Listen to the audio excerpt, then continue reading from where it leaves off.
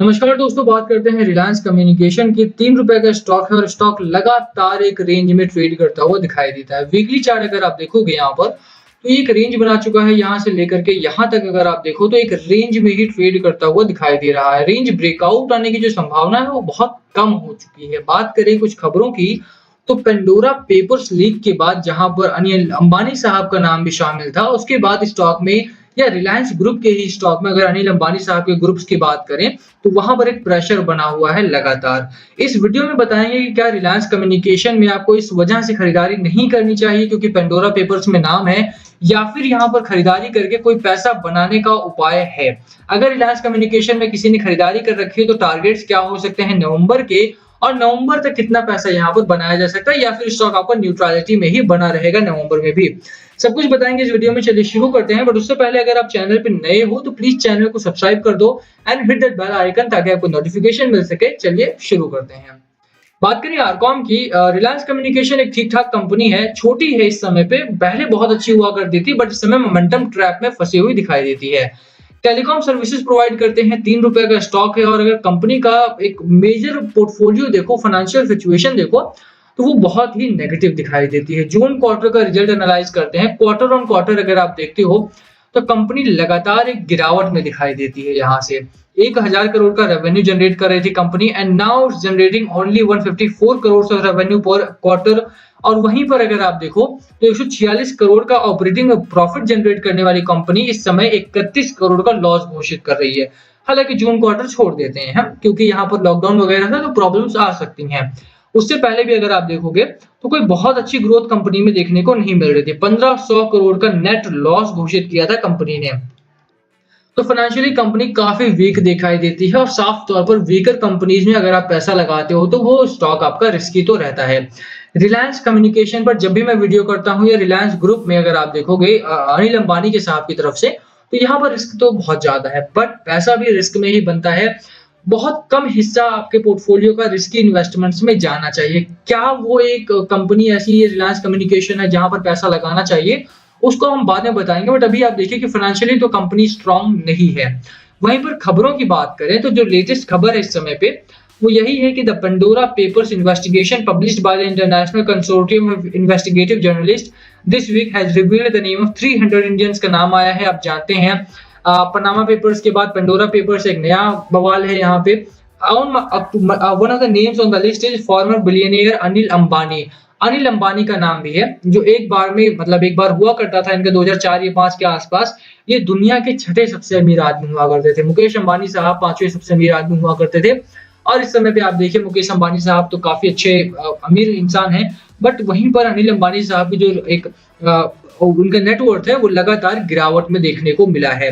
इस समय पे अगर आप बात करें तो अनिल अंबानी की मुश्किलें जो है वो बढ़ती चली जा रही हैं, और इस समय पे रिलायंस कम्युनिकेशन को डिमाइज के तौर पे देखा जा रहा है। चाइनीज कंपनी के साथ जो इनका एक लफड़ा चल रहा था, मतलब चाइनीज क्रेडिटर के साथ यूके कोर्ट में इन्होंने बहुत पॉवर्टी का गाना गाया था कि मैं बहुत गरीब हूं। अब ये नाम सामने आने के बाद बहुत सारी फाइलें दोबारा खुली हैं, और यही बड़ा कारण है कि रिलायंस पावर हो या रिलायंस कम्युनिकेशन हो, जो कंपनी है आपकी वो थोड़ा सा एक रेंज में ट्रेड करते हुए दिखाई दे रही है। अब प्रॉब्लम्स क्या है आपके सामने, तो प्रॉब्लम्स बिल्कुल है, ये तो मानना पड़ेगा आपको कि इस खबर के बाद स्टॉक आपका न्यूट्रलिटी में जाना बनता भी था।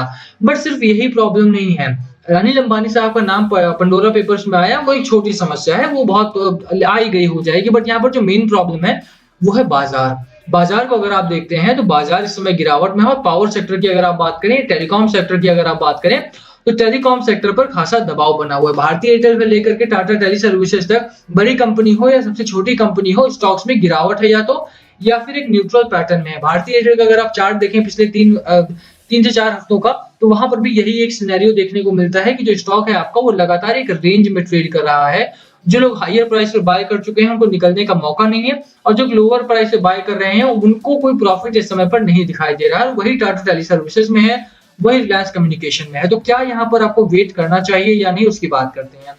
सबसे पहले जैसा मैंने बोला आपको, तो फंडामेंटली कंपनी कुछ खास अच्छा नहीं कर रही है। वहीं पर अगर आप चार्ट पैटर्न देखो तो आरएसआई आपका 52 का है, एंड मैकडी अगर आप देखते हो तो ये बेरिश मोमेंटम फॉर्म कर चुका है, बेरिश चार्ट आपका बना चुका है। अब ये बेरिश मोमेंटम जब तक ऊपर बुलिश पैटर्न में नहीं जाता है तब तक तो यहाँ पर कोई बहुत बड़ी रैली की एक अच्छी चीज़ जो इस स्टॉक में है वो ये कि जब हमारा जो मैकडी वो बेरिश मोमेंटम है उसके बावजूद भी स्टॉक थोड़ा बहुत करेक्ट हुआ और उसके बाद अब यहाँ पे न्यूट्रल पैटर्न में है, तो ये एक बहुत अच्छी चीज़ है। अक्सर ऐसा होता है कि जब स्टॉक ये पैटर्न बनाता है तो स्टॉक स्टॉक जो है हमारा वो लगातार गिरावट में ही आ जाता है, बट यहाँ पर ऐसा नहीं है। तो सपोर्ट की बात कर लेते हैं एंड टारगेट की बात करता हूँ मैं, नवंबर में टारगेट्स कहाँ तक आ सकते हैं।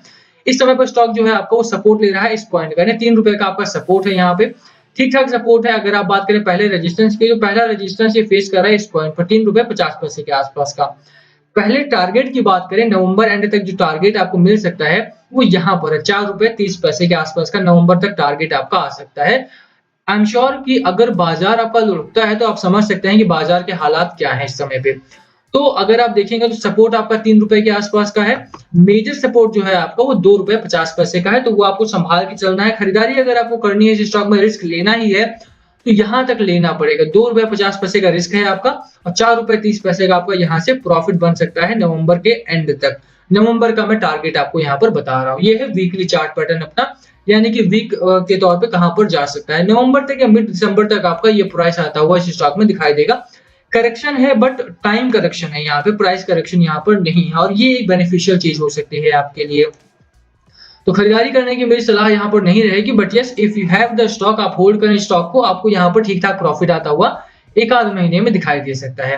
डिलीवरी की वहीं पर बात करें, देखिए डिलीवरी भी इस समय पर ठीक ठाक उठाई जा रही है। 51%, 58%, 54% के आसपास की 72% डिलीवरी और 60% की डिलीवरी और 78%। एक हफ्ते में अगर आप देखते हैं तो डिलीवरी पैटर्न मोर देन 50% का है आपका। यहाँ पे एवरेज भी आप देखें तो 50-55% का डिलीवरी उठाई जा रही है, जो कि एक बेहतरीन डिलीवरी के तौर पे देखी जा रही है। तो अगर डिलीवरी पैटर्न अच्छा है, तो अगर डिलीवरी अगर अच्छी उठाई जा रही है, साफ तौर पर यहाँ पर आपको खरीदारी बन रही है, एक्यूमुलेट किया जा रहा है स्टॉक, और जब भी इस तरह का एक्यूमुलेशन आता है तो वहां पर बहुत ही जल्दी एक अच्छी रैली बनती हुई दिखाई देती है, और उसी रैली का मैं वेट भी कर रहा हूँ और उसी रैली के ऊपर मैं बेट करने के लिए आपको बोलूंगा भी।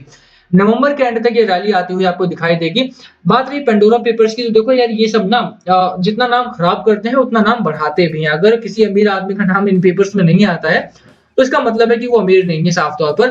तो यहाँ पर अगर उनका नाम आया है तो उससे बहुत ज्यादा प्रेशर स्टॉक के ऊपर नहीं पड़ने वाला है। एनीवे ये कंपनी काफी बड़ी है, आप देख सकते हैं, और उसी की वजह से अगर यहाँ पर अनिल अंबानी साहब को निकाल भी दिया जाता है, जैसा आपने पिछले दिनों देखा वोडाफोन आइडिया के साथ हुआ कि उन्होंने अपना इस्तीफा दे दिया, उसके जो मालिक थे, हाफ मालिक जो थे उनके, और उन्होंने बोला कि किसी को भी दे दो ये company, but I won't be able to pay the debt. और वैसे ही अगर अनिल अंबानी साहब भी करते हैं तो कंपनी को गवर्नमेंट संभालेगी और गवर्नमेंट इसको काफी अच्छे संभाल सकती है। ये पब्लिक सेक्टर को अगर किसी को बेचती भी है पैसा वसूल करने के लिए तो वो संभालेंगे। यहाँ पर रिलायंस कम्युनिकेशन मार्केट से जाने की उम्मीद नहीं है, इसीलिए आप यहाँ पर बेटिंग कर सकते हो। उतना रिस्की नहीं है जितना इसका फाइनेंशियल स्टेटमेंट दिखाता है।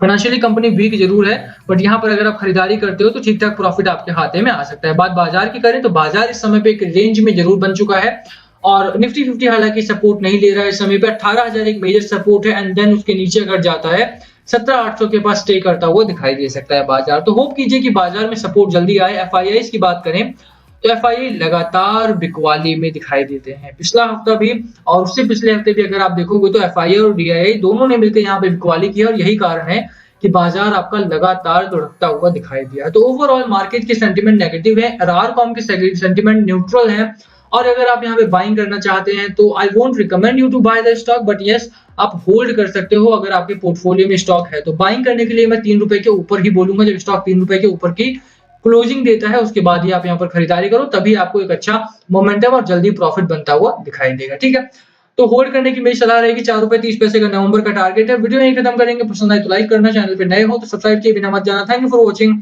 एंड यस प्लीज कमेंट में अगर कुछ पूछना हो तो थैंक